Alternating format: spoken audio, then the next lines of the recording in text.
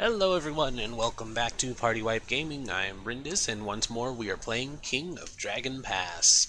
The Flame Boars had some pretty good times. I think last year it was really average, not a whole lot happened. But we'll go ahead and go over the review of the year again. We had 53 babies born, so people are putting out a lot of children now, which is great. Initiated 39 children as adults, so population's going up, which is amazing. We need more population to keep the food and stuff going. We had 24 fewer people, so we actually lost a few people. Probably, I can't even remember what from. 167 more heads of cattle, which is great. 8 more horses. We produced 2,369 bushels of food. 1,600. We lost about 400, so we're still in a good net positive there. We're not losing any food, which is great.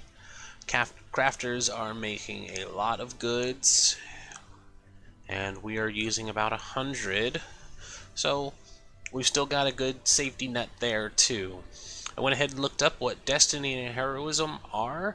Destiny helps us generally with the major events that will happen for our tribe, and Heroism generally will impact our clan ring and make them be better in decision making and events that happen in Artula. So these are actually good investments, so we'll always keep those checked. Our God Talkers predict a more or less normal harvest. Isn't that always the way it is? It's like, it's kind of good, it's kind of bad, it'll be right where it should be.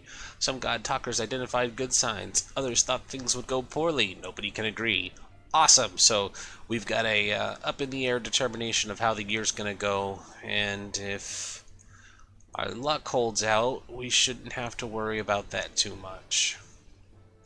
And actually, we're kind of done on our mysteries. We can always learn more, but I don't think we're going to be investing in anything this year.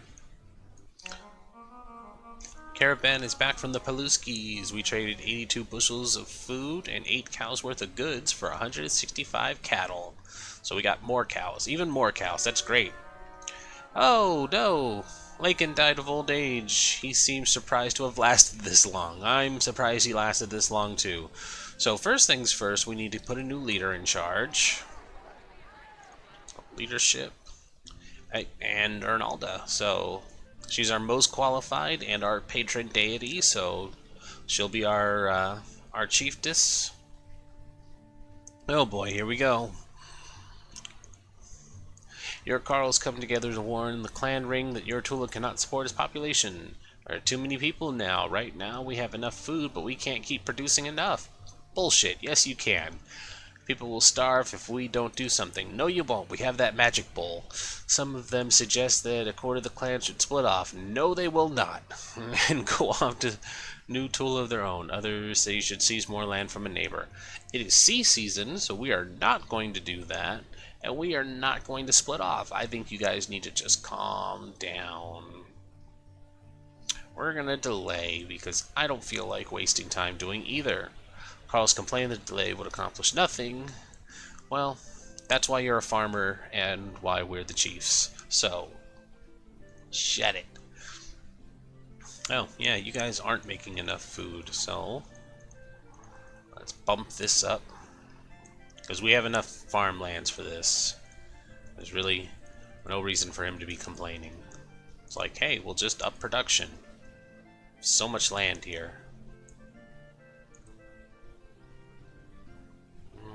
So 1,600, 2,400. That should be good. Our food situation seems okay. The expected harvest should last a year. We've got more than enough. It's like we're almost 2 years worth, so I'm not sure why they're worrying so much. Alright, so I had looked up where we should be on a guide by comparison to how we've been doing. We're on the right track. We just need to be exploring more. We need to be sending people out all the time to be looking around. And it's true, we got kind of kind of some of the map here done, but not a whole lot. Huh. So we'll risk a couple more people going out to look around. I don't want them to get too far, because when you start going too far this way, you run into the trolls. You run too far this way, you run into the horse people. If you run too far this way, you run into the beast people. So it's like, it's kind of hit or miss. In Josie, hey, this guy's shown up a couple times. A farmer who was exiled many years ago for theft. That was the dude who drank the wine. Returns in poverty with his family to ask for forgiveness. No, we had let him go. I don't know what he did, but I remember that name. To ask for forgiveness and a chance to rejoin the clan. The term of his exile has long since passed. So Rasa questioned him closely and was satisfied that Josie had learned from his experience. Well, dude, come on back. We can't take them as thralls, so why that's even an option? They're not there, you can't give advice. We could use more hands. Why is he not with his wife's clan? This is suspicious. Is it? Okay. No matter what we do, the situation does not justify taking thralls. You're absolutely right. Bad King Urgrain exiled Biturian the leper for a year and a day. Then Biturian returned and attacked Bad King Urgrain. I'm not sure if that exactly relates to the situation, though. Thank you, Janston. Your insight is always great. You're good with animals, not good with people. Alright, so... But, I mean, a year and a day, so your proverb does give him land to start anew. Yeah, dude, welcome back. And we got magic for it, so sweet. And Josie and his kin within the clan were pleased by the ring's decision. Others bided their time, worried that he would seek to enrich himself at their expense. But Rostalos said that his goddess was pleased with our mercy. Nice. Alright, cool. So, that's something. Alright. So we got 2 explorers out. One hasn't come back from last year. So kinda meh about that. But you can go a little ways. You don't have to go too far. Awesome. When Josie returned to the clan, many were suspicious, and rightly so. He and his family crept out in the night. We sent weapon things after them, but they seem to have vanished like the horses and goods that are missing now. We will warn... So, they were like, hey, don't trust this guy. And we were like, nah, it's cool. You know, he learned his lesson, and everybody was like, yeah, he totally learned his lesson. Being greeted by the Flame Boars. So we'll sacrifice to Orlanth. Also learned that sacrificing on Orlanth will make our initial attack better if we can pull it off. Hammock will make sure we inflict more damage on the enemy. So it all depends on what we want out of this. This will raise our chances of success in doing something. This one will help us kill and injure people. So they're attacking us. Oh, this is probably the first one, so we'll use 1 magic. And meh, drive them off. Oh, Flame Boars had burned 3 steads before we mustered our warriors. They attacked while we were still sacrificing. They charged right into the trap we had laid for them, but they fought their way clear. There was an extended clash. Their magic stunned many of our warriors. Driven from the battlefield, and the Flame Boars made off with 5 horses. They burned 5 more steads. Awesome. So, that's not good. Yeah, it happens. Such is life. So, fire season. Well, let's pay him back in kind. We probably shouldn't. It'll probably bite us in the ass. Oh, we lost a lot of weapon things. There we go. Our expedition to the west has returned. They say that this place should be called Beast Valley, for it is teeming with beast folk. Minotaurs, centaurs, duckmen, fox people, even wasp people. Brina came across a small community of centaurs. They gave our explorers tokens of friendship and said, many of your kind have offended us, claiming our land as their own, but you show us a degree of respect, and we wish to encourage this attitude in you. Neat. We are back from the trip exploring the north. We didn't find anything of note. Alright. So, they predicted a kind of meh year, but it seems like it's just going to be nothing but bad. Except for friendly minotaurs, apparently. The clan ancestors appear suddenly, wondering why nothing has been done about a grave insult. It turns out that Iskali Sharp Tongue of the Bakad clan has composed sarcastic verses about us. It swept through the Orlanthe clan's dragon pass like a wildfire, and the ancestors fear that no one will ever forget it. They suggest that a raid would teach the Bakadi not to mock us. Nobody can call us beetle herders and get away with it. Awesome. Fire season. Well, let's do it. Fuck the Bacadis. 3. We'll do 250. And keep about 80 auxiliaries. Also, apparently, even though these guys are allies, having them come help us means we owe them a favor. But I really don't mind owing our people favors because they don't really ask for anything. We were spotted by the Bakad patrols, and our 24 weapon thanes and 250 footmen are facing 171. We're going to go ahead and use all of our magic just to make sure. Ooh, we can take some land. So people were complaining about it being too big. Well, here we go. Bakadi outmaneuvered us, forcing us to attack them uphill. There was a bloody battle. Our magic smote them mightily. Although they resisted this bitterly, we were able to hold a part of the Bakad Tula. Our share of the plunder was 37 cows and 14 horses. Also took 18 cows worth of loot. With their careful attention, the auxiliaries kept people from dying while we beat them up badly. Nice, good job, guys. Iskali Sharp Tongue had nothing to say as we left his lands in triumph. Damn right. That'll teach him.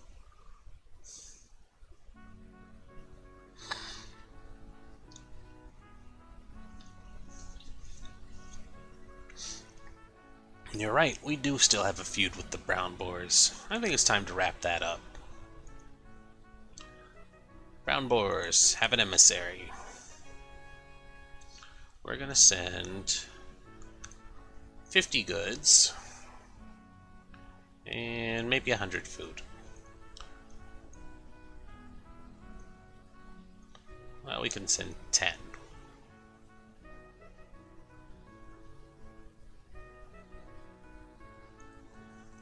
See if we can end this feud. They'll probably scoff at it, but let's try anyways. Brita has presented your gifts to the Brown Boar clan and extended an offer of peace. The Brown Boars seemed uncomfortable accepting such a large amount of gifts, but did not give them back. Anastakos, their chief, is non-committal. Barngratus, the clan leader, seems receptive. Their ranking weapon thane, Barngold, on the other hand, clearly imagines himself striking you down in the field of battle. Sweet. The bond of marriage is the best way to seal an arrangement between clans. They're gonna reject it, but let's see if it'll work anyways. Sponsor them for membership in your tribe. Oh, marriages were agreed to. Bride prices were exchanged for dowries. Twin feasts were held in our hall and theirs. Sweet, I'll take it. It ends a war with somebody, so less raiding on our part. Alright, so, we are being raided by the horse nomads. There are 153 of them, all mounted. The Gorns warned us, and all 27 met them with 243 feared. So, we'll sacrifice to Hamlet, and we'll maneuver. We'll just drive them off.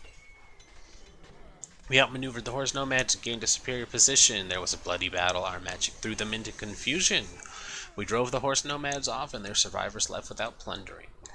Sweet. Good job, guys.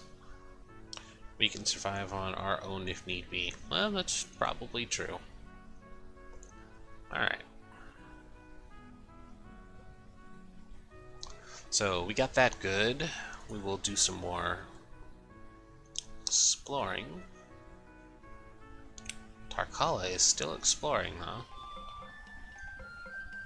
Check out these mountains, because I know that there are some dwarves in here, and it's about time we find them. We are friendly with her clan.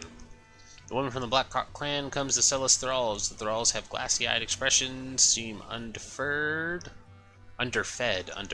come on, and say nothing. She wants 6 cows for each thrall, and has 5 of them to sell. I mean, we're pros taking thralls.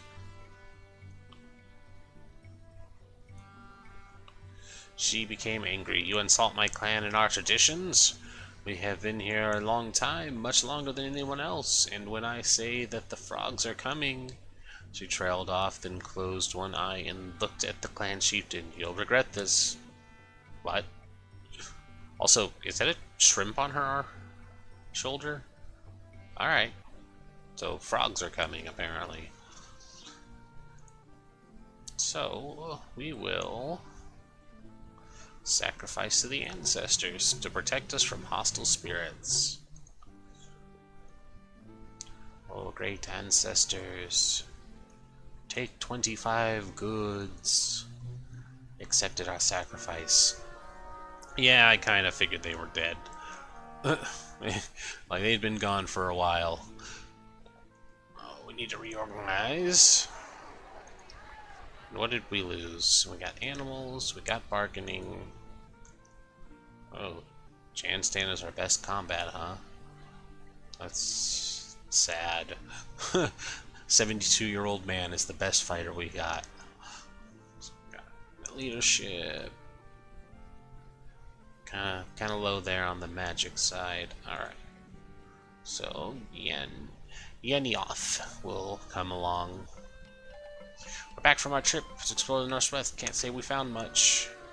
Been short of Carls for some time. We don't have enough workers for the fields or herds. You guys were saying we had too many people before. Really need to make up their mind.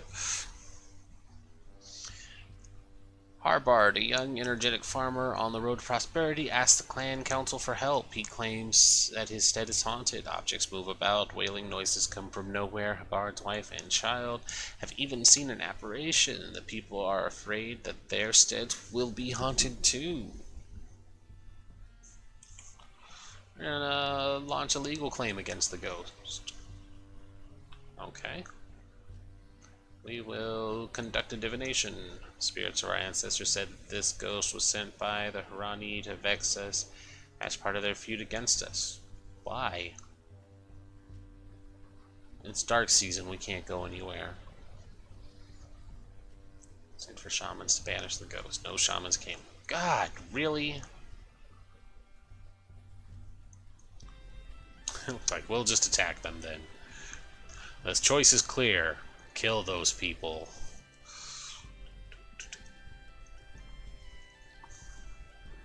Also, I really gotta say, the music in this game is amazing. I love these bagpipes. It's probably gonna tell us we're not gonna make it just because it's the dark season. Oh, we did make it. Alright. Facing 12 and 134. Do that one. Burn and charge. Yeah, that'll teach you.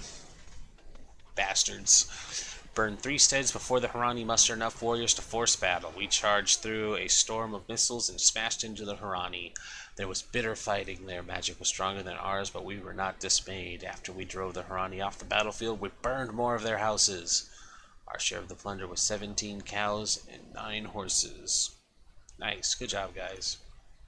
The people were glad that we had struck against the ghost-loving foes. After the attack, the haunting stopped, and we assumed that the Harani had released the ghost from its obligation to vex us. Yeah, it's probably in their best interest. It never ends. They predicted it was going to be a meh year, and here it is.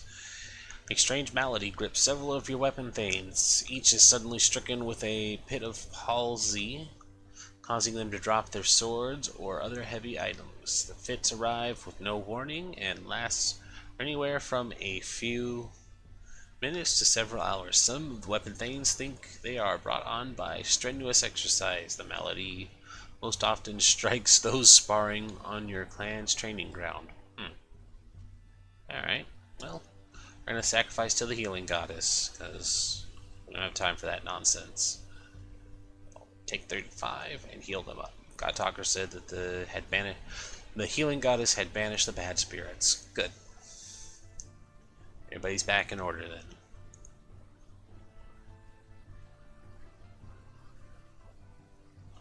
Yeah, we can treat it fairly. That's good. Alright. And we're in a good place, so we're gonna have a feast. Just make everybody feel better. They're worried, but that probably helps. Alright, so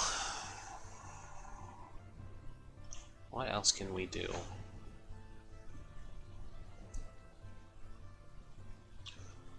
So really, just send more people out. I'm really not sure why we can't look into the mountain range though. Every time I do it, it doesn't yield any results. It keeps telling us the Tarshites. Actually, let's go ahead and check this area here. We haven't even seen dragons yet, which is weird. So, sacrifice to Hammock to kill as many as possible, and maneuver. Trolls charged right into the trap we had laid for them. The fighting was fierce. Our magic defeated and dazed them. We drove the trolls from the battlefield. Alrighty, that's a year down. So we'll pick it up again next time. If you guys are enjoying the videos, be sure to leave a like and a comment. If you are not subscribed, feel free to leave subscribe. All the support helps us continue to grow. As always, this is Rindis for Party Wipe Gaming. See ya!